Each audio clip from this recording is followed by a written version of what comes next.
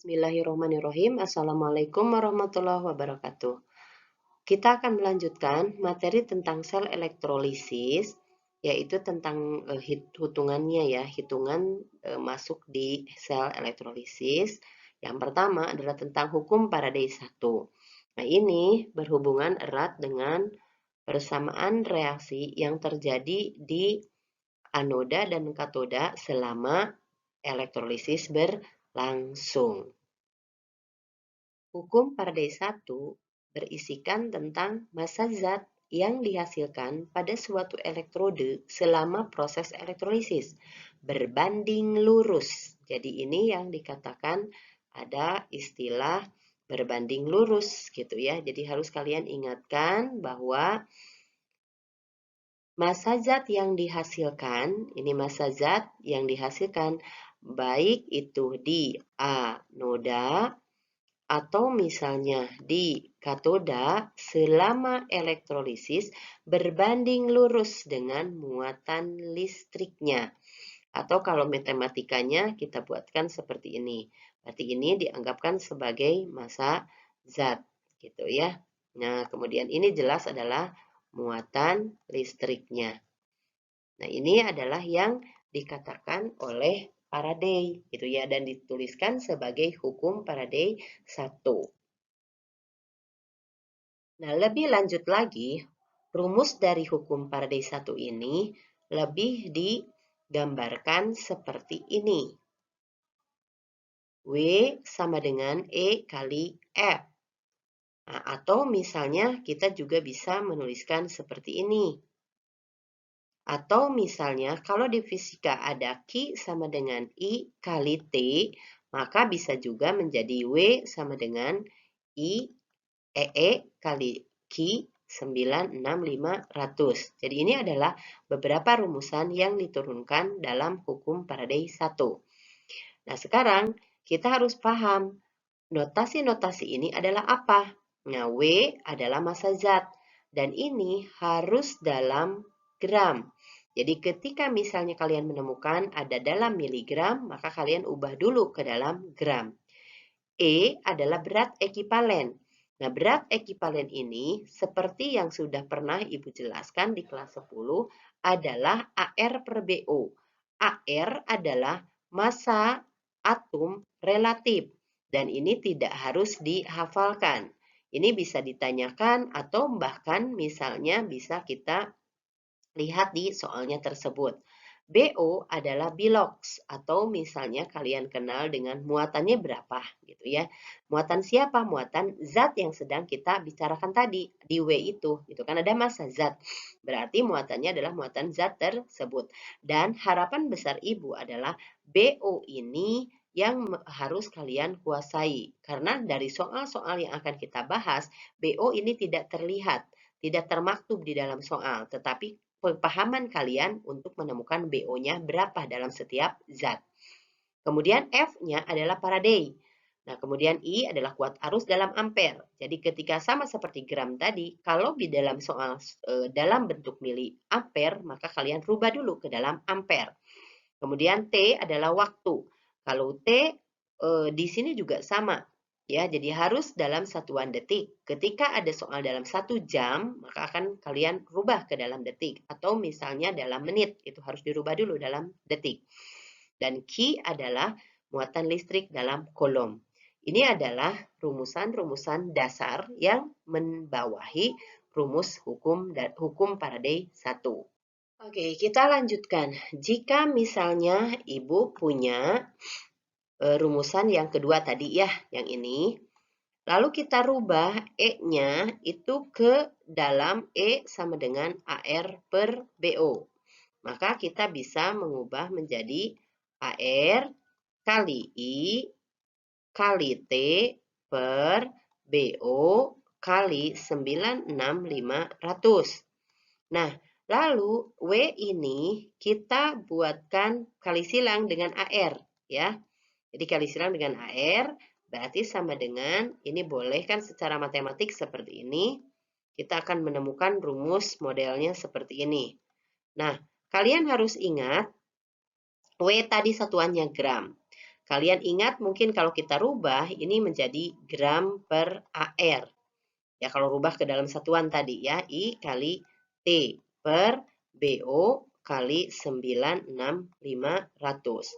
Gram per AR kita kenal dengan mol, dan molnya ini harus berhubungan dengan mol elektron. Jadi berarti ada rumus baru untuk mol adalah seperti ini, 96500. Nah, kemudian untuk apa yang mol ini? Mol yang dimaksud di sini akan menjadi konversi dari mol-mol yang sudah kalian pelajari dari kelas 10. Jadi kan ada mol itu gram per AR, ya kan? Ada mol itu V per 22,4 jika dalam keadaan 0 derajat Celcius 1 atmosfer atau dikenal dengan STP. Atau P per 24,4 jika apa ini? Jika dalam ruang ya yang suhu ruang 25 derajat Celcius 1 atmosfer. Atau misalnya kita juga pernah misalnya menggunakan yang selain 0 derajat dan 25 derajat. Maka kita gunakan mol sama dengan VV per RT. Atau misalnya kita menemukan juga dalam larutan M kali V. Atau misalnya dalam bentuk jumlah partikel dengan hukum Avogadro-nya, maka kita menemukan mol sama dengan L per 6,02 kali 10 pangkat 23. Semua mol yang kita pelajari waktu di kelas 10 ini bisa menjadi konversi dari mol elektron. Ya, kenapa harus dijelaskan di sini? Karena soal tidak selalunya yang dicari adalah massa. Bisa nanti volume, bisa nanti misalnya jumlah partikel dan lain-lain. Maka kita bisa menggunakan rumus mol untuk elektron ini sebagai konversi ke rumus mol yang sudah kalian kuasai. Oke, kita lanjutkan dengan contoh soal. Beberapa contoh soal. Misalnya, soal pertama, jumlah Faraday untuk mereduksi ion Ca2+ sebanyak 12 gram adalah titik-titik. Dengan air Ca sama dengan 40. Berarti yang ini, kalau kita perhatikan, sudah ada disebutkan mereduksi ion Ca. Berarti ada Ca2+. Artinya, BO-nya sudah kelihatan. BOCa adalah positif 2 atau sama dengan 2. Masanya sudah ada juga, yaitu 12 gram. AR-nya sudah ada juga, yaitu 40. Maka kita bisa menggunakan rumusan yang E sama dengan E kali F. Ya kan? Berarti yang ditanya adalah F. Jadi W per E. E bisa kita dapat dari AR per BO. AR-nya sudah ada 40 dan BO-nya adalah 2. Maka berarti E-nya adalah 20. Berarti E adalah W-nya 12 per 40. Inilah Faraday. Atau misalnya bisa kita berapa nih hasilnya ya?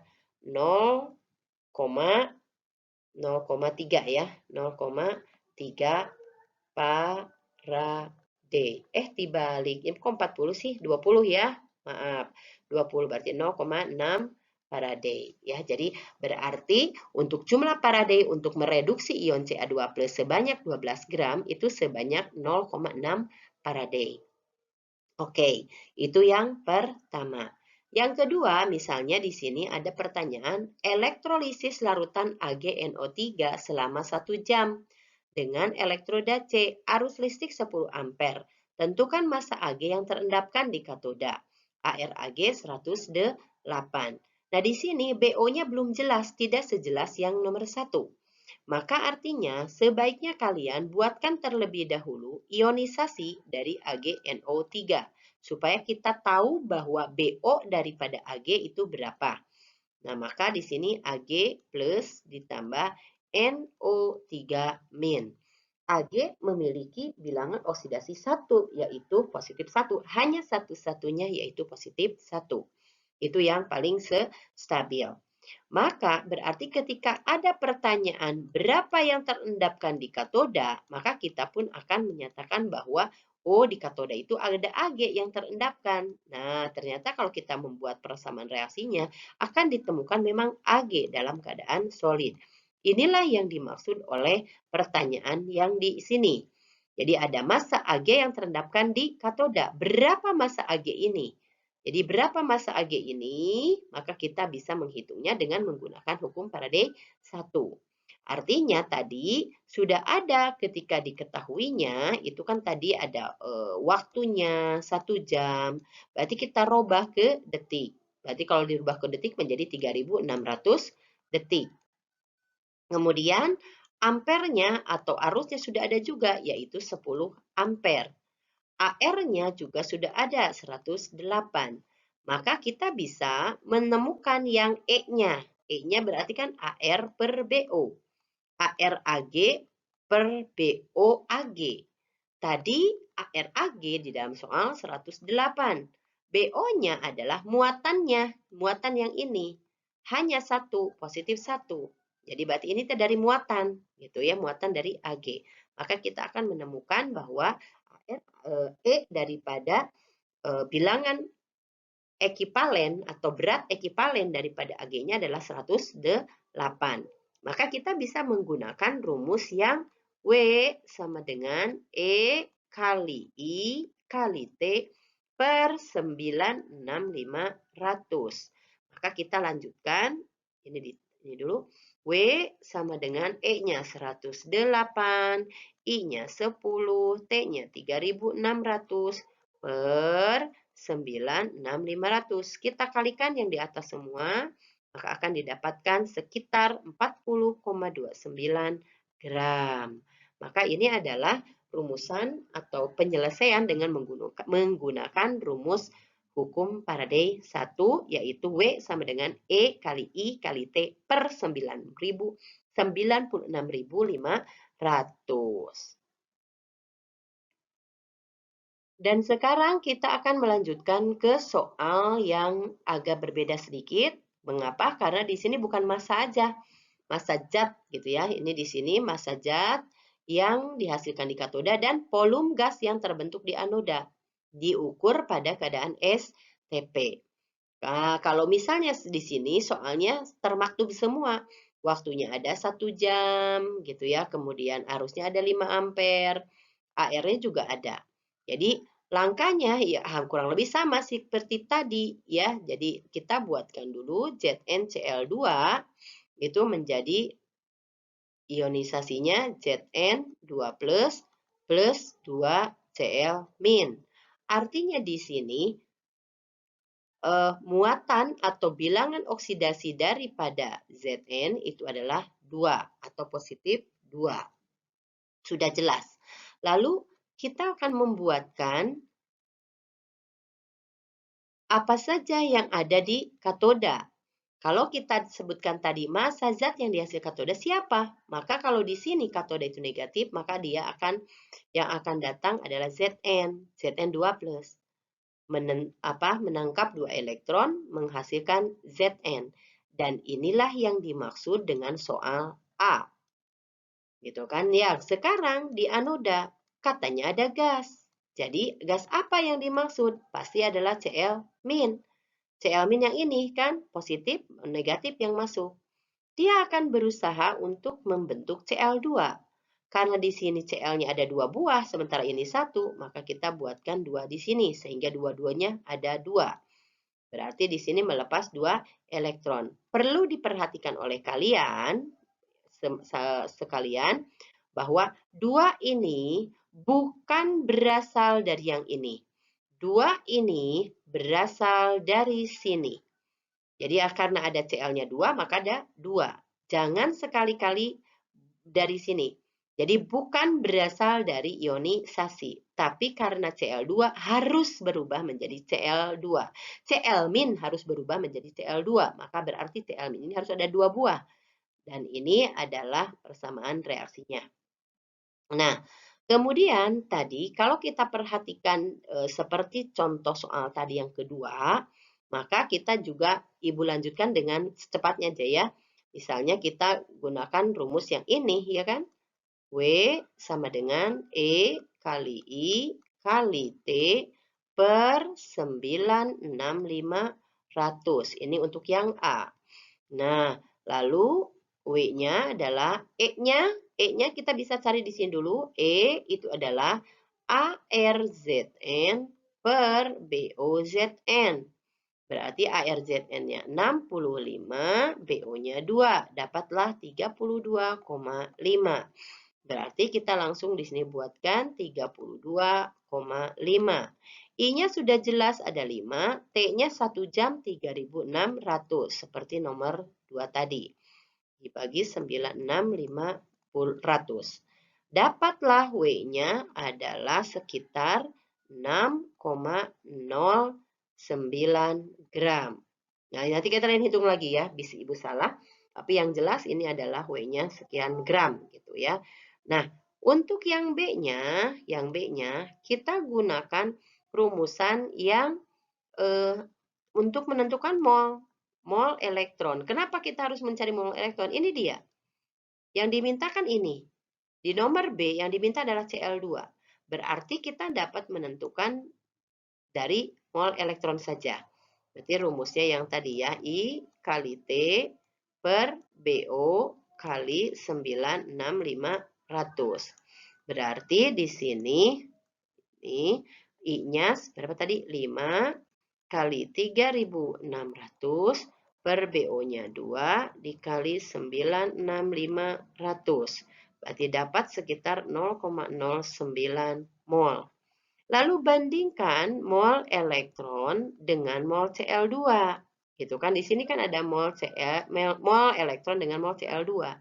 Dengan menggunakan perbandingan koefisien. Koefisien dari Cl2 per koefisien dari E dikali mol E. Berarti ini ada 1/2. 1 dari mana? Koefisien Cl ini 1. Elektron 2, maka 1/2 kali 0,09 mol yang kita cari tadi. Artinya mol Cl2 itu adalah setengah dari 0,09 yaitu 0,045 mol. Nah, kalau sudah dapat mol ini, pertanyaannya diukur dalam keadaan STP. Artinya kalau dalam keadaan STP, maka kita punya rumus. Ini ke sini ya. Jadi ini kan, Ibu ini kan. Ini naik ke sini. Nah, di sini berarti kita bisa menggunakan volume Cl2 dalam keadaan STP itu adalah mol Cl2 dikali 22,4. Jadi 0,045 dikali 22,4. Dapatlah 1,0 sekian liter. Jadi dapatlah bahwa volume Cl2-nya sekitar 1 liter. Itulah contoh-contoh soal yang bisa kita bahas untuk hukum Faraday 1. Terima kasih. Assalamualaikum.